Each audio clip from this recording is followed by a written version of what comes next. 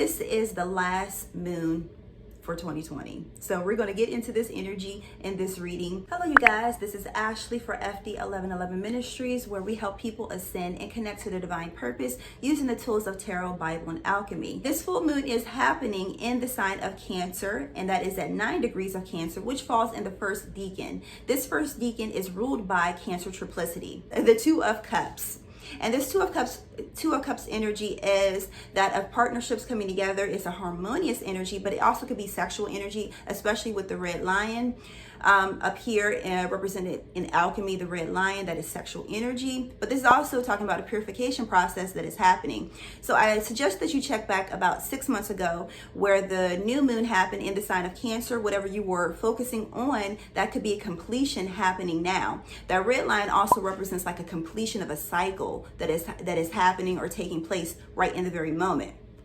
Another thing about spiritual businesses that are going to another, I hear the word specifically influx. So just as a side note, I do channel individual messages or either certain waves of the collective messages. So we will get to that in the divine reading coming up. But I hear like a fluctuation or something that may be happening. And this, remember, it could be over the next 6 months. So during the summertime, in the next new moon that's coming up, that this could be a completion of a cycle. This could also be twin flames coming together in some type of communication, I specifically hear.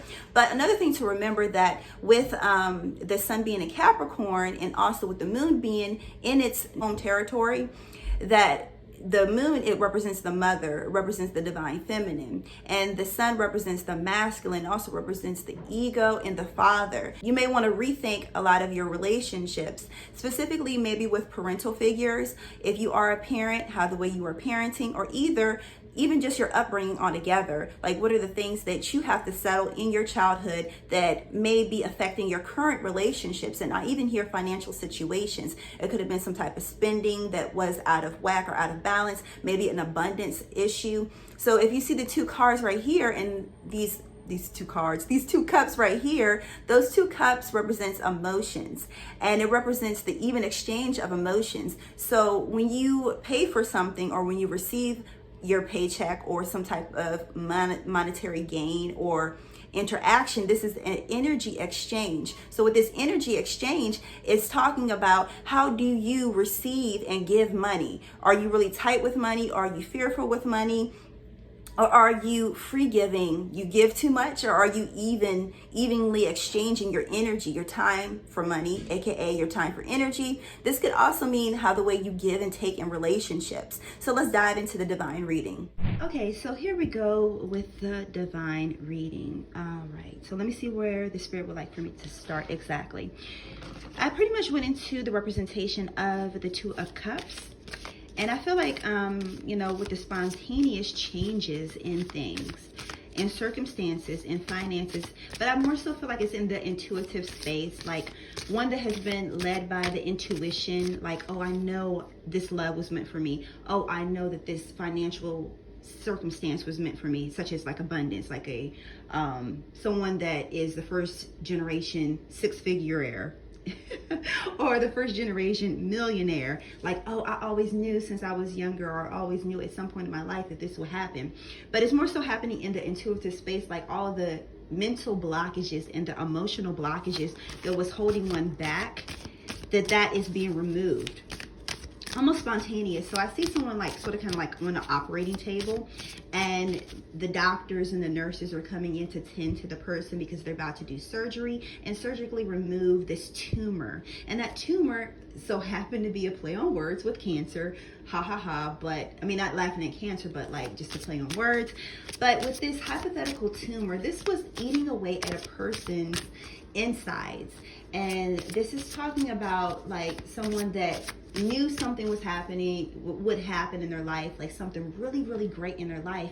But however, the doubt, the fear, the lack mentality, the self-sabotaging mentality was holding them back and was eating away at them like cancer. So once again, I'm not at all making light of cancer. I was just making an analogy and how the spirit was putting it all together. Okay.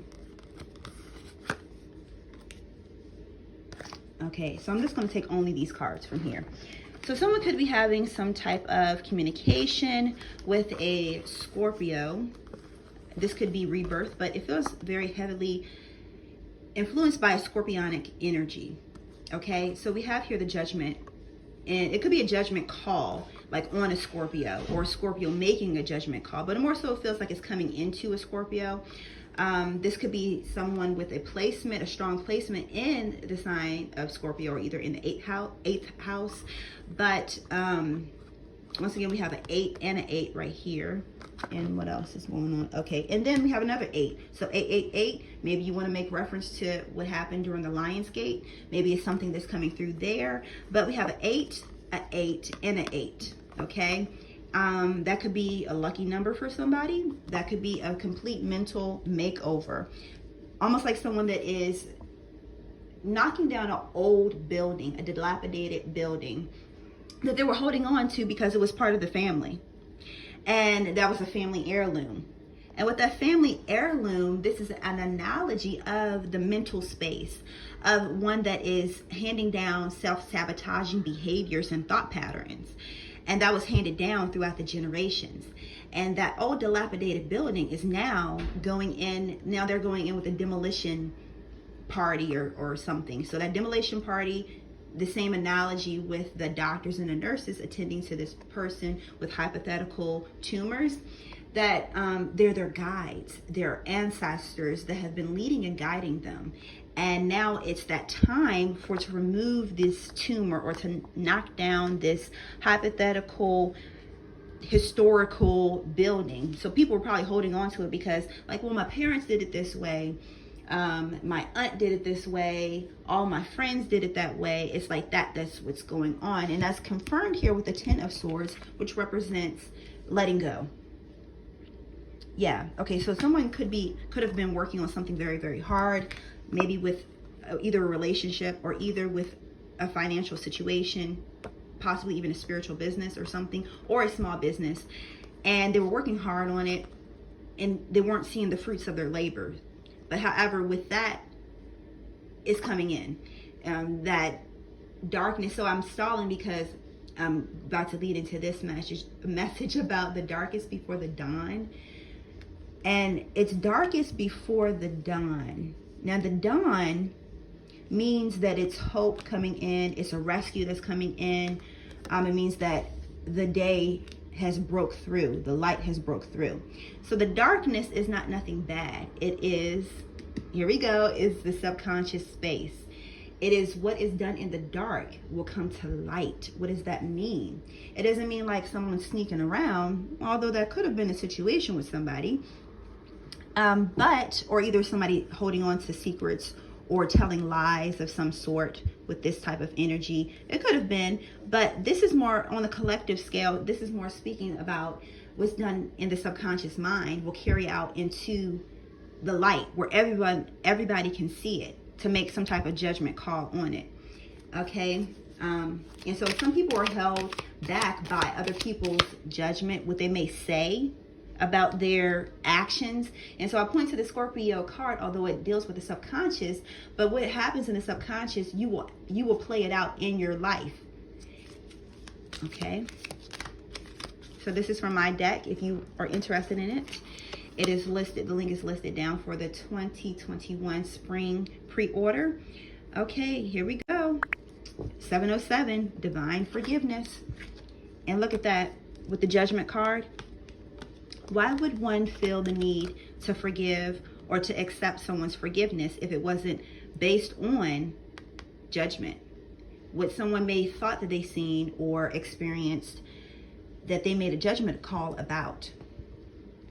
And then it left them feeling like this. But where do we get our judgments from? We get it from our parents. Once again, going back to that analogy about handed down belief systems and attitudes, thought process, and thought processes. Let me add an S onto that. And that has sabotaged a lot of relationships and a lot of financial situations because of what we thought was a good judgment call.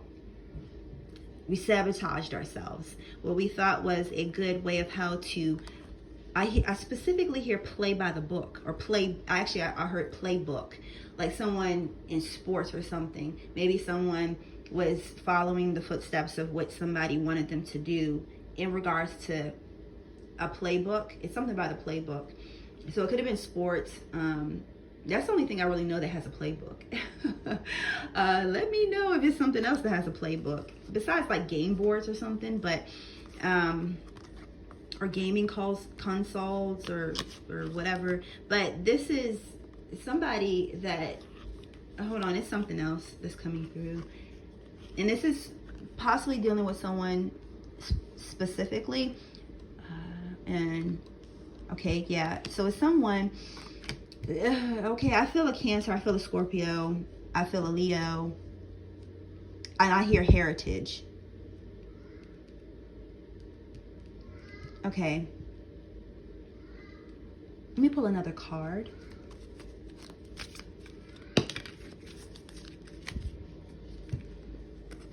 Enjoy your desires in 000, divine balance. Okay, yeah, okay, so I know what's going on here. So I hear somebody that was married or in a very committed relationship. They had to leave the situation. Here we go with the Ace of Wands in the reverse. They did not know how to, I hear the word language. They didn't know how to communicate themselves. So it could have been somebody that was from a foreign speaking atmosphere, culture, and they hooked up with somebody that was opposite of them, and the communication was all jumbled up. Or it could be somebody that speaks the same language, but however, like they weren't communicating properly. It's all about communication. They couldn't communicate properly, and so the love fizzled out. They allowed the love to fizzle out. But remember that love transcends, all things in the physical. And when you allow it to transcend, then it will eventually play into the physical. So this person was like, okay, well, I guess this will never work because we're not speaking the same language. So that could have been like, okay, well, how does your financial statements look? Okay, well, you're not making, how are we going to make this work? Because it's based off the logical mind. Remember, logical mind, and then you have the intuitive mind. So the logical mind outruled the intuitive mind, because logically, how is this supposed to work? How does this play out, especially in the long run? And so what happened is like they just automatically cut ties. And when I did cut like that, it's almost like an umbilical cord that's cut. So something that was once one, they cut the cord to make it two. Think about a mother that carries a child in her womb, that they are technically separate. It's like two different souls, but the embryo eventually transitions and grows into a baby, but they're still connected to the mother through the umbilical cord. And so technically they're one until the baby is birthed, and even still they're technically one until the umbilical cord is cut. So this person cut that umbilical cord because they wanted to escape the situation. So it could be a divine partner of some sort. But the thing is, too, I've always have said this, that you can't really cut an energetic cord pretty much with anybody until the situation has played out, like the karmic cycle has played out. And then my personal belief with twin flames, eventually you guys will have to pair and merge into the physical reality, because you have a specific purpose for the collective, for the world. You can check some of my old videos. A lot of them I have taken off because people, I didn't want people to think I was still continuously making the same type of content. But I still hold true to everything I ever said for those that have been with me since pretty much day one. These individuals, specifically dealing with a group of the collective, they have to really learn the art of forgiveness, because it's a two-party dance, if you will. And with this art, literally you're painting a mural for all the world to see, because of the fact that what you have to do here in the world that will help people break universal judgment. And universal judgment keeps one in these karmic cycles, generations. So we are the ones, this group, that are breaking a lot of karmic, generational, global judgment. We are scattered throughout the world. I tap on this just a little bit and wake up 144, the collective, where I talk about why, for a time such as this, and that was the main focus, where you are brought to the physical world, a certain family incarnation, certain genetics, certain thought patterns, because if we all were grouped together, we would not be able to help the world. We have to be sprinkled throughout the world in order to help raise the frequency of the world. If it was just raised in one area, I think everything would implode, actually. But going back to the reading. Okay, so these people right here, this specific couple or several couples, they are going to have some type of communication. Now, I don't know how the communication is going to play out. That depends on the individual people. But just realize if you feel like this is you, that you have to reevaluate where this judgment and lack of forgiveness comes from. We cannot put it off onto the other person. This is almost like a person that says like, well, I want to offer something to you. And the person's like, oh no, no. And it's like, I want to offer you forgiveness. It's like, oh no, I don't need your forgiveness. Screw you, or whatever they may say. And it's like, no, like, accept it. Believe me, it will be for this person. Remember, this is a general reading. For this person that I am tapping into, it's going to be, I specifically hear, hella beneficial for you. Seriously. So I don't know who it may be. It may be a partner, like a divine partner. It may be a business partner, maybe a family member. It's the whole spectrum is covered, because this is a frequency. I did a Twin Flame Starseed Bible study a while ago about 707. Forgive 70 times 7. That's where that number comes from. Now, it's a whole lot that goes with that. I will hopefully remember to tag it down below or either somewhere up here so you can get an understanding of it. I feel like I should be doing this. Okay, God's chosen. Look at that. Ooh, this is one of my favorite scriptures, as well as this one. Okay, all right. Now we got 11. Miraculous. I'm gonna have to take that. I can't ignore that one. Okay, so let me tell you what's going on. God's chosen. God has great plans for you, those to prosper and to protect you. Jeremiah 29:11. Then we have Matthew 20:16. Divine cycles. The last shall be first and the first shall be last. You thought that you were always in the back of the line, always peeping up and seeing what's going on in the front of the line. Like why those people have good relationships, or why they have abundance, or whatever it may be for you personally. Miraculous events, 111. Expect miracles. God is working things out. You got to allow the divine to work things out. You can't have your hands in everything. Look at that. Imagine these are your hands. You trying to put your hands in everything. That's these are your hands trying to get and put in everything. This could also be someone gossiping about somebody, always having their tongue on somebody, always nosing somebody else's business. How about you take that energy and focus it on you and clean your house up? Hypothetical house. The house represents the temple.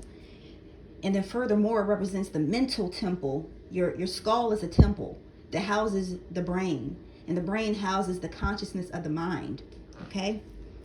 I feel like so many people in this cycle. Let me calm myself down. Okay? Divine cycles. We are in another cycle. Okay, and this cycle, for those that may have missed the loop before, your parents missed that loop, your grandparents missed that loop, that's okay, because guess what? You are the hinge that is opening up the floodgates. I've mentioned this about the hinge. We are the hinge. These people, don't have a title for them, nor do they need a title. They transcend titles, okay? That they are opening up the door. They're not the door, but they're the hinge that opens up the door. It's opening up these floodgates, generational health, generational wealth, generational blessings, generational loving, balanced relationships. Okay, so I think I should stop it right there because you know that I can go. If you like oracle cards, we have our very own deck, the Ascended Bible Divine Guidance cards, where you can find the link down below for the Spring 2021 pre-order. All the aforementioned links are listed below in the description box. The Spiritual Startup Academy is now open for enrollment. This is a comprehensive course that helps spiritual trendsetters awaken the world. Thank you for tuning in to our content. If you did enjoy, we appreciate if you would share, like, and even subscribe. Thank you to our Patreon members for your continued support. Check out our other playlists here, and we welcome you, and thank you so much for tuning in.